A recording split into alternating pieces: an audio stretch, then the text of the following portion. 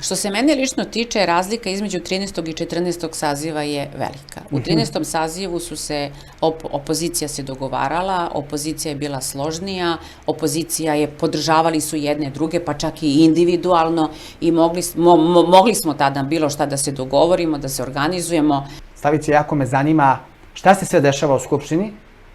Ja vidim haos, vidim prozivke, vidim vređanja, vidim, čujem, ali šta se zaista dešava i koji je stepen tog haosa mimo kamera?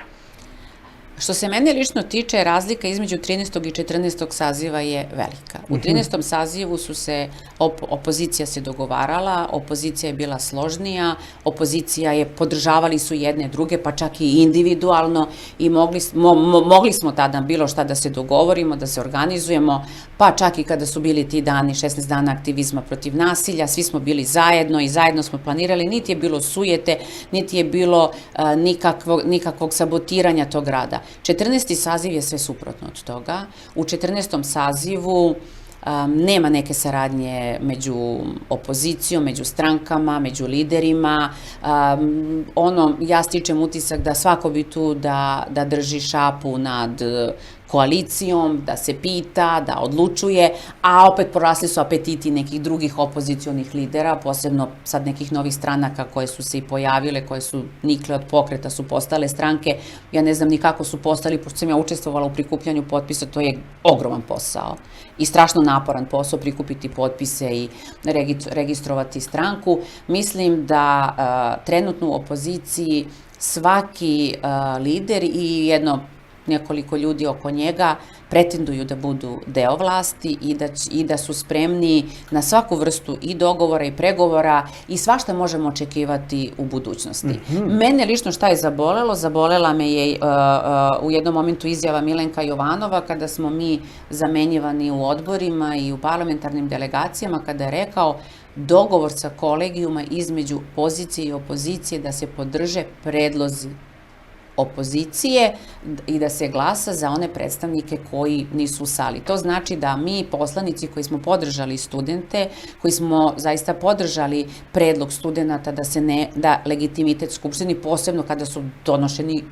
zakoni koji su sunovrat za ovu državu i za sve nas, mi smo istrpeli i da tako kažem dobili packe i od opozicije. Znači u momentu kada je najviše bilo gledan da ta sednica odbora gde smo koleginica Sonja Pernat i ja tražile odgovornost za prebijanje dece u Valjevu, gde je koleginica Sonja zaista, to je bilo viralno odgovor Nade Macure kada je rekla zašto se pare daju za Expo i koje šta, a decu lečimo SMS porukama, gde je koleginica, potpredsjednica stranke govorila da su fake slike prebijene dece iz Valjeva, gde smo krenuli u ozbiljnu borbu, gde smo kao predstavnice tog odbora tražile posebnu sednicu odbora na kojoj bi tražili odgovornost za sve policajce.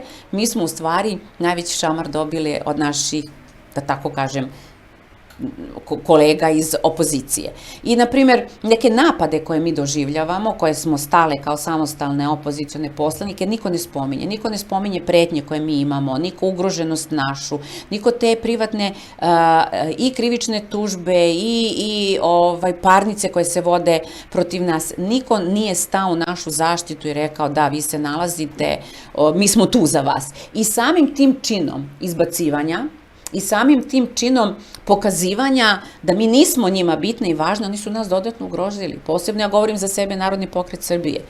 Znači, posebno je ugrozio i mene i celu moju porodicu, jer je tim ljudima koji, da tako kažem, mene napadaju, koji mene prate, jer bilo je negde na Informeru je bio, na merama, ili što bi mi rekli paparaco lov, znači negde je najava da će biti još neki snimaka s kim se ja sastajem, znači mene neko prati i neko snima.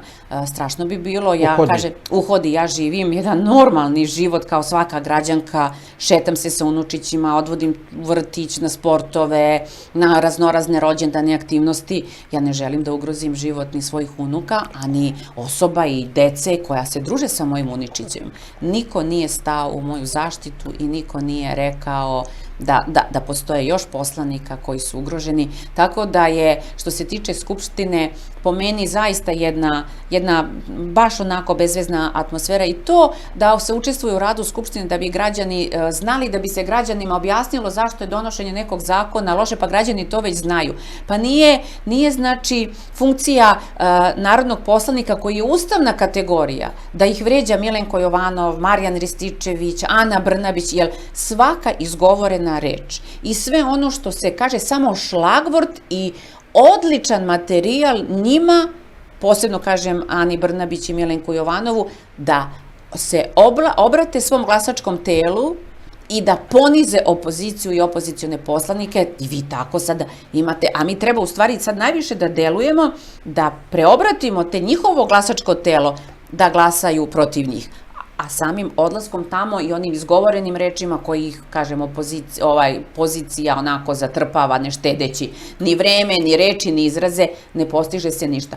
Možda da je opozicija bila složna, prvo, da se ne uđe u Skupštinu dok je bio Ćaćiland, ali govorimo o onom Ćaćilandu ispred Skupštine. Zamislite vi sada narodne poslanike koje bukvalno regrutuju kriminalci na onim kapijama i onim rampama, da li možeš da uđeš ili ne. Meni se to desilo, ja sam pošla nešto da završim administrativno, kada je čovek meni zatvorio onu metalnu i rekao ne možete da uđete. Ja kažem, pa zašto ja ne bih mogla da uđem? Traže dokumentaciju. Ja mu nisam naravno dala dokumentaciju, rekla sam ako se već nalazite tu, onda treba da znate ko sme, ko ne sme da uđe. Ali zamislite tog poniženja, to su i drugi poslanici doživjeli. Prvo je trebalo stati, tražiti da se ukloni onaj Ćaćiland, ona sramota, oni šatori, ona muzika, ono pevanje ženi koja je izgubila sina, ono iscenirano pucnjava i sve što jeste, da se ne uđe u Skupštinu dok se ta sramota ne našta liči, da se preskaču oni Mrdićevi šatori, oni kanape, vezano bili za ono postolje od suncobrana betonsko. Da li to dolikuje da bude ispred Skupštine i da li narodni poslanik koji drži do sebe, do svog obrazovanja, svog znanja, svog integriteta treba da dozvoli da ulazi. Ja mislim da je to tad trebalo prvo reagovati, možda biti sve vreme ispred Skupštine, ne ući, a onda ne vidim opravdanje vidljivosti i da se tako podiže rejting opozicione stranke zato što vas vređaju Milenko Jovanov i Ana Brnabić. Kako, Slavice, komentarišete ovo što se desilo u Kuli i Aranđelovcu, u Aranđelovcu što je se jedan povukao svoj mandat, i tako da kažem, i u Kuli što se desilo da je jedan glasao za ove izdajnike? Ja sam za vreme izbora bila u Kuli i videla sam tu atmosferu uplašenog i zaplašenog naroda. U hotelu Izvor je bilo ispred džipova koliko god hoćete, pronela se vesti da je tamo Marko Kričak, ja ga nisam videla, ali onog momenta kad se pronela vest da je došao tu Marko Kričak, baš je rečenica bila, sad parafraziram i citiram građane, nije to moja rečenica, došao je Marko Kričak sa batinašima da nas bije i danima je tu, ide po selima i prete građanima i plaše građane. Nije to ni malo prijatna atmosfera.